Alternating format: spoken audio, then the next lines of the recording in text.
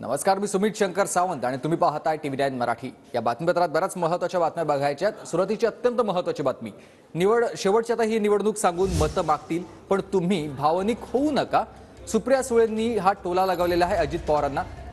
अजित पवारांचं बारामतीकरांना हे आवाहन पाहायला मिळते आहे। सुप्रिया सुळेंना टोला लगावत अजित पवार यांनी बारामतीकरांना हे आवाहन केलेलं आहे। तर सुनेत्रा पवारांना बारामती लोकसभेसाठी उमेदवारी जाहीर करा अशी एका कार्यकर्त्यानं मंचावर जात अजित पवारांकडे मागणी केली आहे। तर लवकरच बारामतीसाठी उमेदवार जाहीर करेन असं अजित पवारांनी त्यावर उत्तर दिलं आहे। जर कोण भावनिक होतील, कोण आणखीन काय सांगतील, कोण म्हणतील आमची आता ही शेवटचीच निवडणूक आहे, अमकच आहे तमकच आहे, आता खरीच की शेवटची कधी होणार आहे मला माहिती नाही, परंतु सतत असं सांगितलं जातं। ते तुम्ही भावनिक होऊ नका ही माझी खूप कळकळीची विनंती आहे।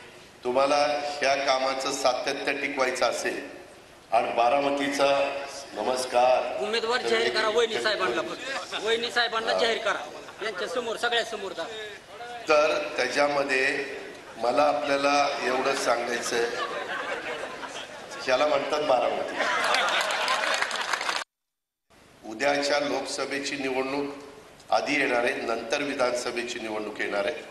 त्याच्यामुळं लोकसभेच्या निवडणुकीच्या निमित्तानं जर तुम्हाला मला पावती द्यायची असेल तर ही जी सगळी कामं चाललेली आहेत आणि बारामतीमध्ये जो बदल चाललेला आहे त्याकरता उद्या ज्यावेळेस खासदारकीच्या निवडणुका येईल, मी उमेदवार लवकरच महायुतीचा कोण आहे ते जाहीर करेन।